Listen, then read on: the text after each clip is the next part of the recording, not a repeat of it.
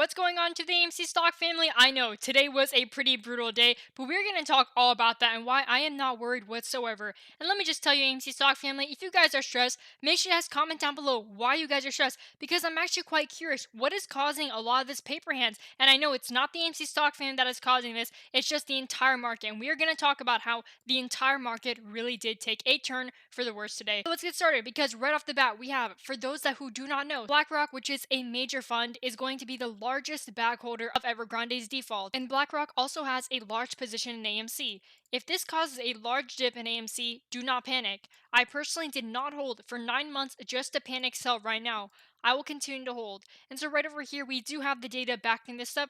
We have 358 institutional holders for this Evergrande default. And over here, BlackRock is actually second in this group. Vanguard is first. And this filing was reported on June 30th of 2021. And guess how many shares they have? Almost 30.5 million shares held of this real estate company. Now, this is also very important because BlackRock also has many shares of AMC. Not to worry though, because yes, while I do understand that the AMC price is down, we are down almost 4 points in one day, almost 10% down. Look at the volume, 70.2 million shares traded in one day.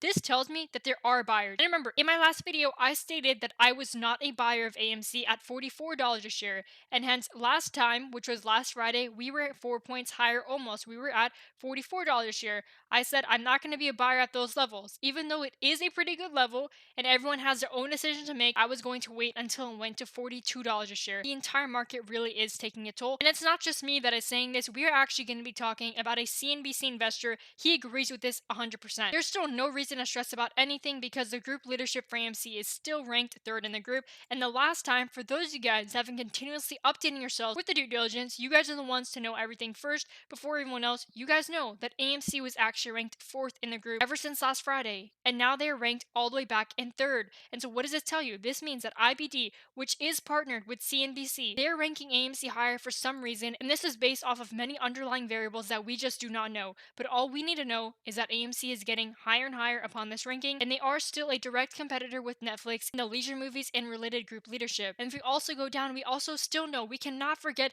the company fundamentals. We are still up 2,253% for the sales percent change since last quarter. And speaking about all these prices, here is the VIX, ticker symbol VIX, and this is the fear index. Right over here, notice how we were trending extremely downwards. This indicates that fear was subsiding. There really was no fear. For this was all the way until basically the beginning of April. And so in the beginning of April, we had a lot of fear. However, we slowly subsided and then it turned into a very quick subside. And so right over here, we just continuously have one leg up. And this is pretty normal. This does happen occasionally. And so with these occasional moves and fluctuations throughout the fear index, this is going to be the best outcome for the market, because without it, the market is going to get more and more dangerous as the days goes on. Many people were wondering, remember, we were saying it too. We were saying that when is the market going to have a pullback? Because pullbacks are necessary. Now, is it going to be considered a correction? Maybe not. Is this going to be the beginning of a correction? We will just have to wait and see. But in my opinion, I think that the fear index will subside. Right now, we do have some news about the Evergrande, which we will be talking about very briefly in today's video, because all we're going to highlight are some main points. We're not going to talk about the entire thing because that would just end up wasting your time. And then again, we are also going to be talking about that CNBC investor. He had an entire interview and it was absolutely amazing because he is on our side. He believes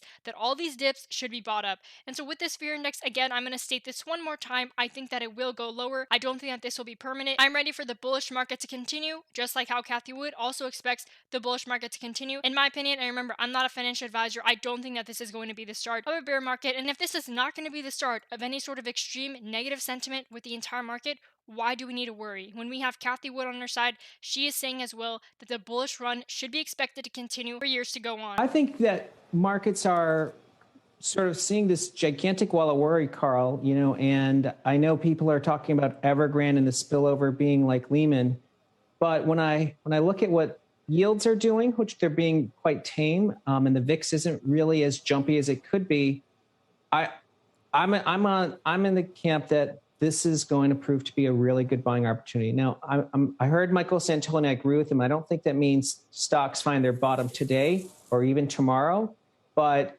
is the recovery that's only 1 year into over, or has the pent-up demand been exhausted because of some property woes in Asia? I would say no. So I would look at sell-offs like this, which is like sort of broad-based selling, as time to sort of add incrementally only knowing that it may not be bottoming today. Right. Of course, there's property in Asia. There's obviously the trajectory of the pandemic, which I know you follow closely. For others, it's about domestic policy risk and how the market absorbs the next couple of months of Washington. How do you think that happens? Well, yeah, unfortunately, Washington is unpredictable. And, I know there's going to be a lot of headline risk. It's something Tom Block, our policy strategist, has talked about. But for investors, unless there's going to be, dramatic changes coming out of Washington, the debt ceiling and risks of a shutdown, while they're kind of scary and may cause headline problems, they don't really change where stocks will be 6 to 12 months from now. So again, I'd be sort of trying to take my lens, look a little further, and realize we're going through a lot of chop right now. But number one, I think we're going to finish strong seasonally. I mean, I think also September has a chance to really turn around. I think we're at a moment where everyone's only seeing sort of darkness and downside, and usually that's when you want to be adding risk. Well, so Tom, tell us a little bit about that long-term bull thesis and how millennials and your expectation for how millennials are going to be spending plays into that. Yeah, I mean, I think one thing that we have to keep in mind is I don't think there's enough of a focus on sort of demographic tailwinds that are being generated by millennials. And I think the first and foremost is, it's people age 30 to 50 that really drive economic growth. It's so apparent looking at Chase credit card data or any of the credit card data numbers. And this number of people 30 to 50 is actually starting to accelerate because of millennials. And on top of that, U.S. household wealth now has hit 120 trillion, which is a staggering wealth level. But about 2 trillion of that is being inherited per year by millennials. And so over the next 20 years, millennials will inherit collectively something close to 70 trillion. So you have a sort of a 10, 20-year window where millennials are not only contributing to a revitalization of economic growth, but then their wealth is growing very quickly too. And that's a great combination for risk assets, especially stocks and crypto, because millennials generally are sort of buying disruptors, really into decentralized finance, and less interested in bonds. This is all great news for stocks. It is, but are there any risk factors that you're watching, either whether it's about consumer confidence or other issues that could make those millennials less of a growth driver than what you're anticipating? I mean, plenty can go wrong. I think the biggest risk is something that would cause the Fed to have to really take aggressive measures, and that would be inflation rising at levels that are uncomfortable. I just don't know what that level is. I don't think 2% or 3% is sort of the kind of inflation that scares people. And then, of course, the second would be some sort of exogenous shock. Now, that could be a commodity shock, like if oil gets to 200. Although 200 today is not really the same as 200 in 2008, or some geopolitical event. So, I mean, I think there are plenty of risks out there, and I don't think stocks are invulnerable, so they can always decline dramatically.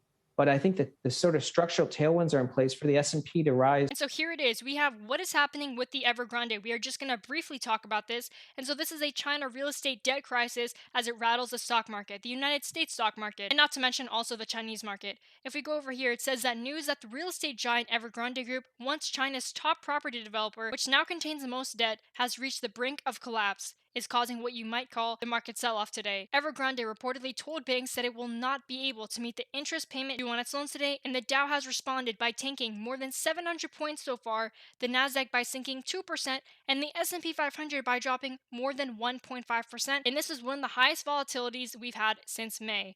This just puts everything into perspective. So when you are wondering why there's so much sell-offs going on, not just the AMC, but the entire market, here's your answer right here. And so we don't need to read this entire article to understand why the market had a sell-off.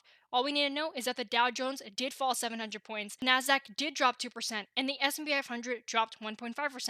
And let me also tell you this, our index is supposed to fall or go up 1.5% in just one day, because the average yearly return of the S&P 500 is supposed to be estimated about 10%. So if we have almost 2% of that, that already is quite a lot. This is why everything seems very out of extreme, and this is why we do have that sell-off, including AMC, because AMC, after all, it is part of the market, and we cannot just ignore it, even though it is considered a meme stock. In extreme cases like this, AMC will also sell off. I'd also like to quickly mention one more point. Why does a single property developer in China have traders sweating bullets? Because the total debt that Evergrande has amassed, 305 billion, literally 2% of China's GDP, suggests it may be too big to fail, and could have a ripple effect on the global economy if it did. That is crippling nervous investors with PTSD, and some are believing that it's unfolding much like the scenario in which these brothers declared bankruptcy during America's housing crisis, setting in motion in the 2008 global financial crisis. This right here is also why there is a lot of fear, uncertainty, and doubt in the market. Now with that being said, AMC stock family, thanks again for watching, and I'll see you guys next video.